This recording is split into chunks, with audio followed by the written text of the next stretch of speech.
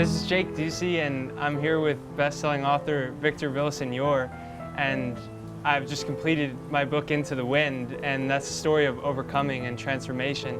And Victor, you were illiterate, and now you're a best-selling author, and I would like you to please share about that process of overcoming. Oh boy. Well, first of all, I wasn't planning to learn how to read or anything or to become an author. I was just so full of confusion and anger and hate. And I was here in Southern California, and I was so mad, so crazy mad. I'm 19 years old, just going to turn 20, that I felt I was going to kill people. You know, just be one of these people that go into a place and shoot up everybody. So I packed my guns and ammunition here on the ranch, and I took off, and I drove through Riverside, San Bernardino, Las Vegas, St. George, Utah, turned left, and went up into Idaho, turned right, and in Wyoming, these antelope ran across the road, and I slammed on the brakes, jumped out, and I was prepared to just kill. I was so crazy. And I went running after him, and then I came up behind him. I'd run around, and then I suddenly saw that they were all so beautiful in the snow-capped mountains. And I started crying because I realized at that moment that part of me was full of hate and rage, but part of me was full of love and beauty, how I'd been raised by my indigenous grandmothers, that when the sun comes up, that's the right eye of God, and when the moon comes up, that's the left eye of God. And I said, I need help, God. You know, my grandmother said that we're all sent here. We're all five-pointed walking stars that were sent here to help God plant her on garden. And I said, I can't plant with all this hate and rage. So I didn't shoot him, and I'm walking away, and I'm talking to myself, and I'm saying, what am I going to do? You know, I'm just so full of hate. How can I plant any seeds? And at that moment, I slid off a mesa, and I found some white seashells. And I said, white seashells here in Wyoming? Does that mean the ocean used to be here, you know, thousands of years ago at 6,000 feet level? And then I found some Indian pottery, and I said, does that mean that there used to be an Indian village with waterfront property, beachfront property? And then it hit me like a lightning bolt, this huge light. It hit me that all over the world, civilizations have come and gone.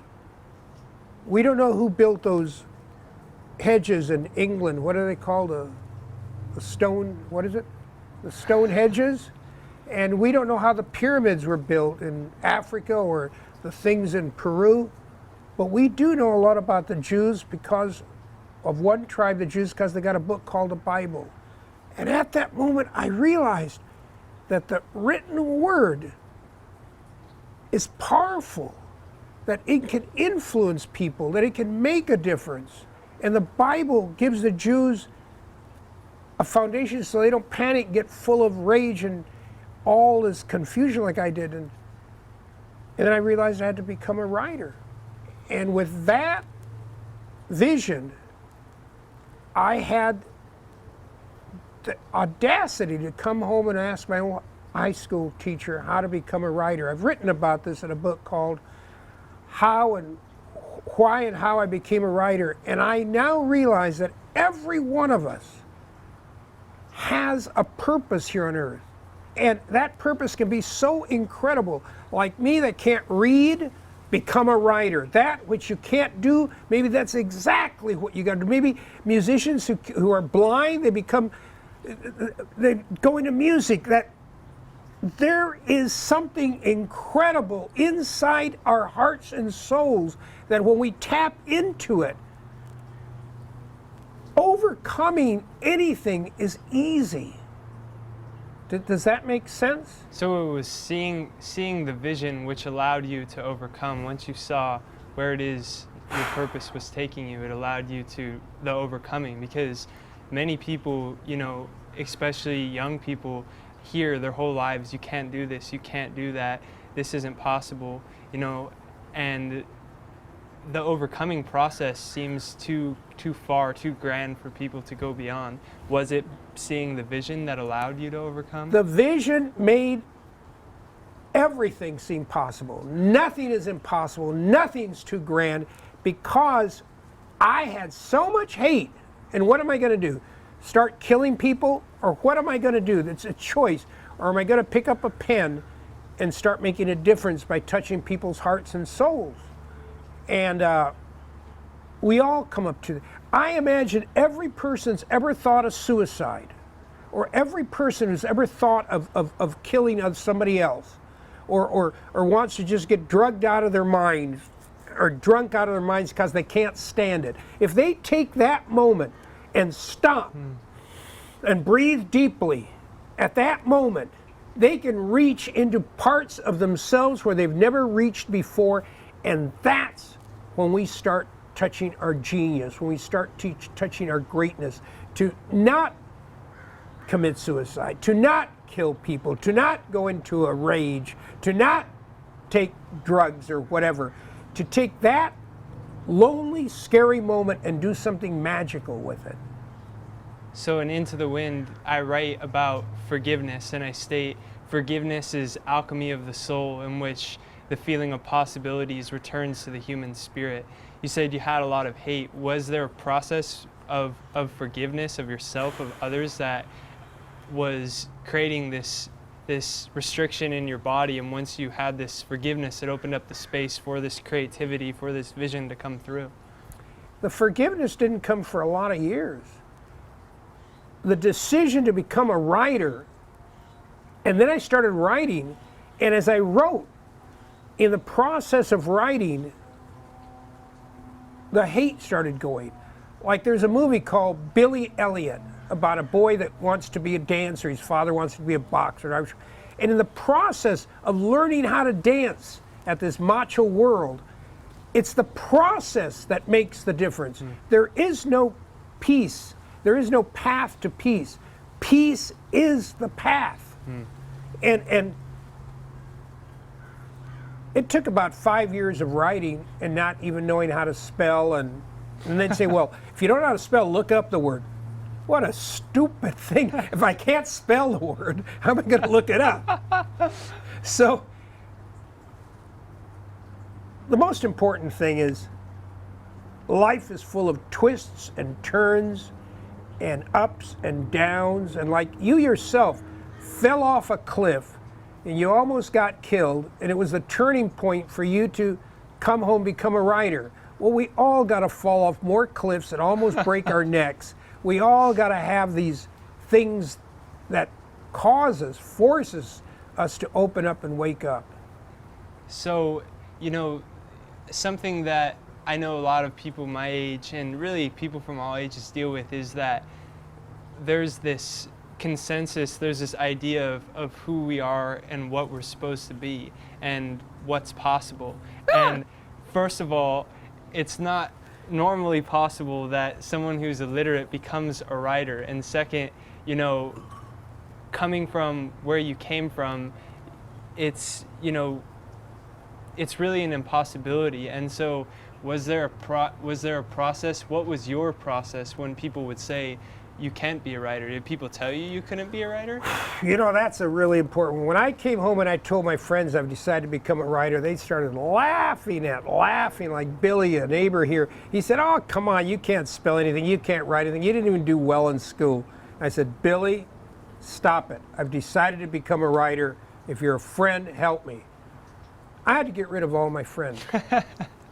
Only 3 of them stuck with me. Ted Borland, who became a cop, John Fulton, who became an airline pilot, and one other one, I forgot his name. But anyway, you got to get away from people that keep knocking you down. I read on a dumpster in Mission Beach. I went 6 months without speaking down there to try to find that voice again. And on the dumpster it said, it's not who you are that holds you back, it's who you think you aren't. And I was thinking, wow. So I tried to find that drunk or that homeless person who wrote it. And then they said, oh, that's the poet. He's up in San Francisco. And I said, what's he doing up there? Writing on dumpsters? So here's this guy that lives in San Francisco and comes down to San Diego for the winter, and he writes his poetry on dumpsters. And I was thinking, I never got to meet him, but you know, that guy had found a niche. And on dumpsters, he'd write these great things. And there's encouragement all over the world. So it wasn't my friends that encouraged me. Few of them, it was meeting people, dumpsters, all over. Once you're in the search, once you've made that decision, things seem to come to you from all directions. In the book that I just finished, which is called Why and How I Became a Writer, I came back to my old English teacher and I told him, you know, I've decided to become a writer, and I thought he was going to laugh at me because I always got D's and I should have got F's. And he looked at me and he says, and he walked me across the classroom and he said, and he showed me a poster up on the wall. It said by Wolfgang von Goethe, the German writer, and it said, whatever you can do or dream you can do, begin it. Boldness has genius, magic, and power. And that's what I live by. Whatever you can do or dream you can do, begin it. Don't pay attention to what anybody tells you. Boldness has genius, power, and magic. Because when we're walking around listening to other people's opinions, those frightened people keep us working on 2 cylinders. And when we finally jump forward, we're working with all 8 cylinders. We're incredible human beings. And opinions and what the world tells us, school, everything, all it does is knock us down.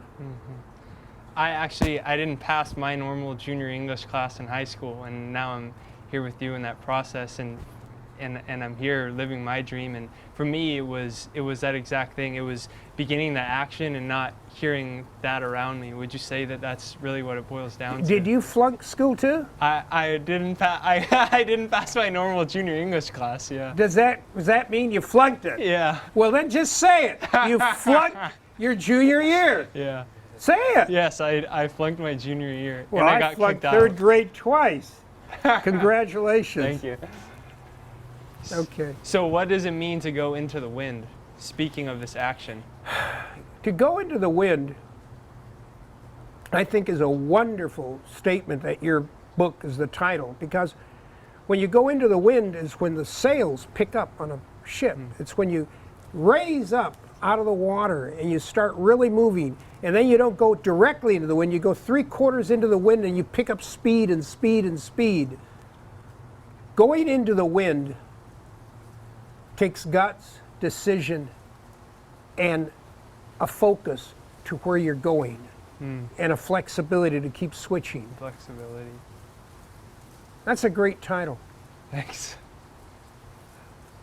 What really intrigues me the most is the process of overcoming, which began once you realized you wanted to become a writer. How about, we hear about the 5 bestsellers that you have. One's actually becoming an HBO series.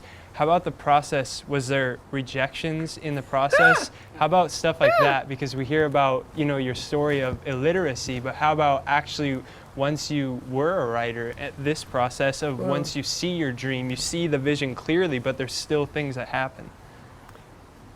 Once I spoke to my old English teacher, Mr. Moffat in Carlsbad. I said, how do I start to become a great writer? And he said, you're going to have to learn how to read. And I said, oh, you knew that I didn't know how to read? And he said, well, we kind of figured it out after you were chess champion of all the school and faculty. You were still getting F and D work in school.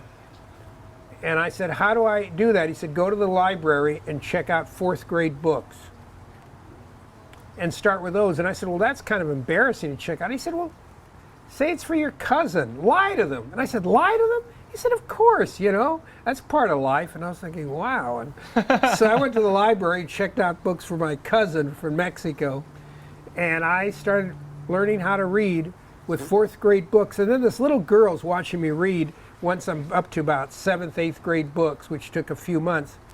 And she said, do you want me to read that for you? And she's about 6 years old. I said, what makes you think I can't read? She said, well, you're mouthing every word. So I'm going in the library.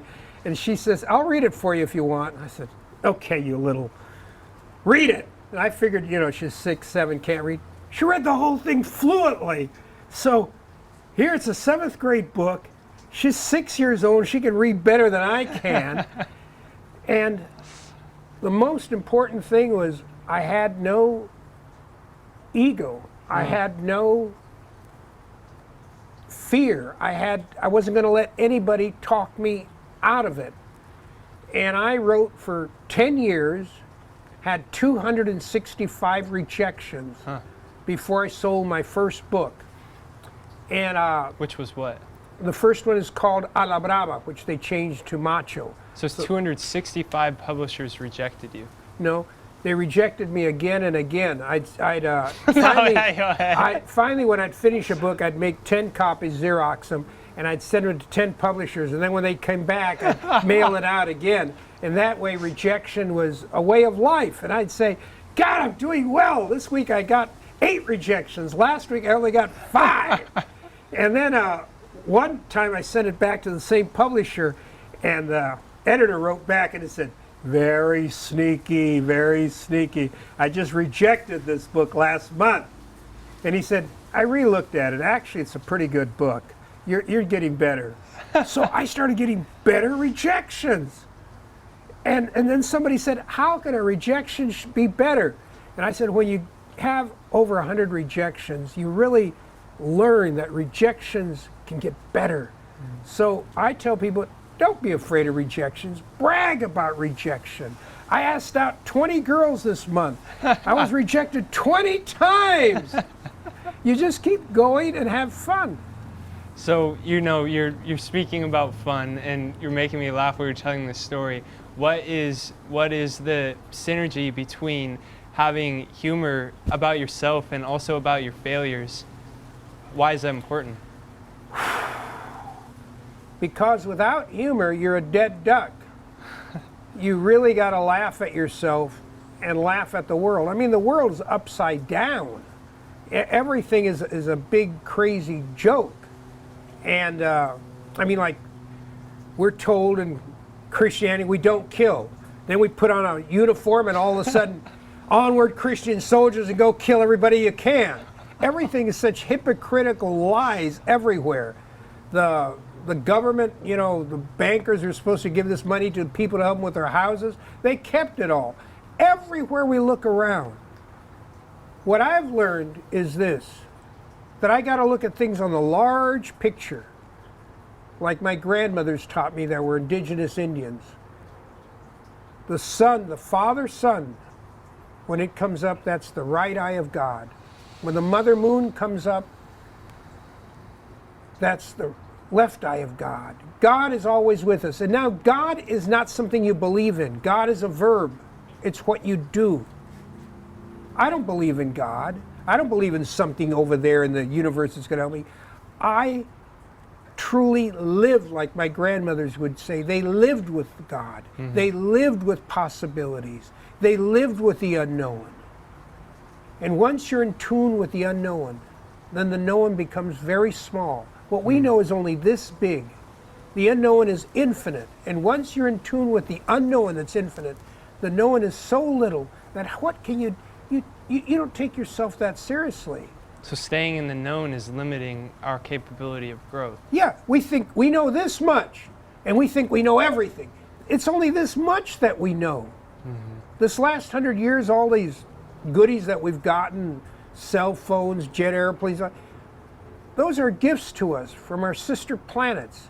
My grandmothers raised me saying that we belong to 8 sister planets, and our twin sister, we destroyed it. There are 6 sisters left, and they've all found harmony and peace.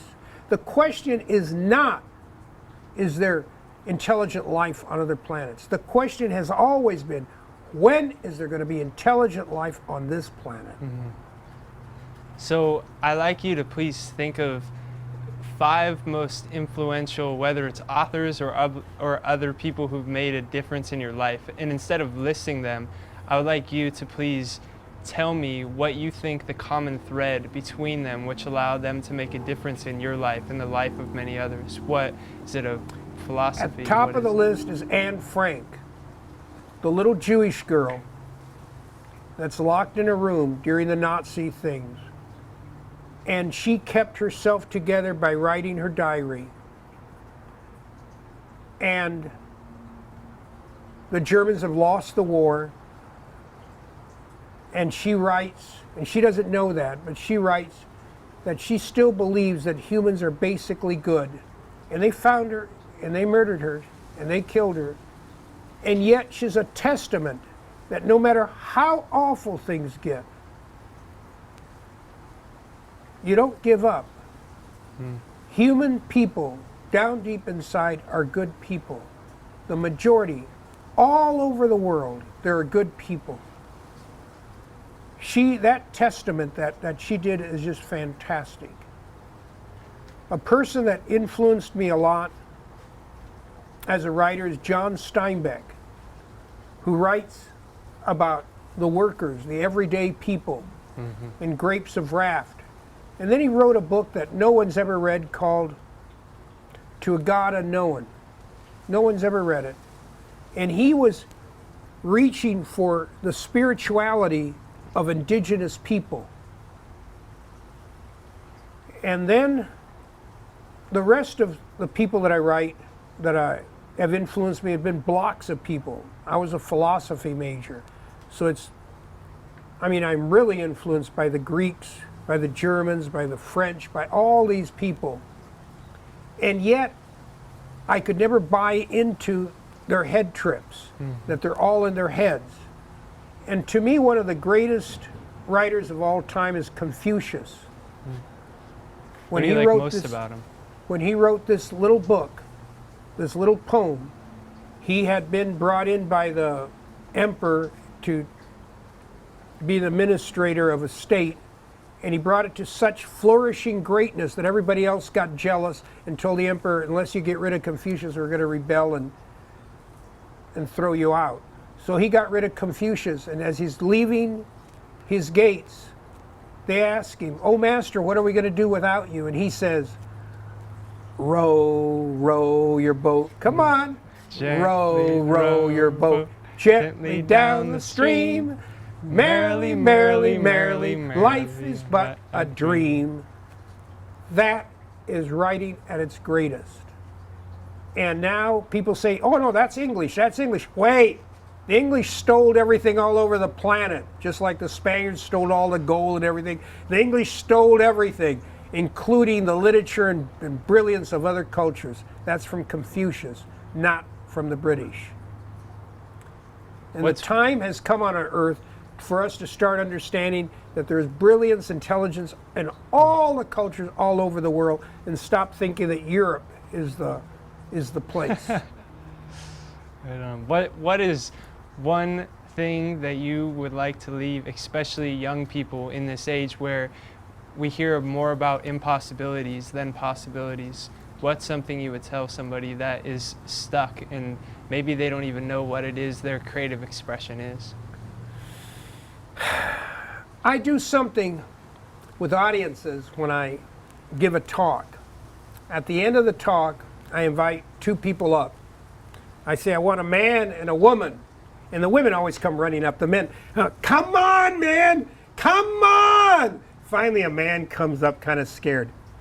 And then I take the hands of the woman, and I say, "I want you to learn 2 words in Spanish." I say, "Wet your lips." Go ahead, wet them. Flex them around, and I'll say, "Cariño." Cariño. Cariño. Cariño. That means to be affectionate, loving. Now say, "Abrazo." Abrazo. And they say, I can't roll. You can roll R's if you wet your lips and you drink tequila. Anyhow, then once I got them there, I said, from now on when you meet somebody, I shake hands with them. I don't ever want you to ask somebody again, how are you? Because the truth is you don't want to know. And then they're going to say fine, then I'm going to say fine, and we've been very superficial. From now on, you shake somebody's hand and you look into their eyes, into the pupils, the gateways into the soul, and you say, have a fantastic day and a great juicy night. People start cracking up and laughing. I don't do that for high schools, that'd get dangerous. But I say that from college and up. And then I say, and now let's hug, heart to heart. And I move the person this way so the heart's against the heart. And I said, bend your knees. And then I said, bend your knees.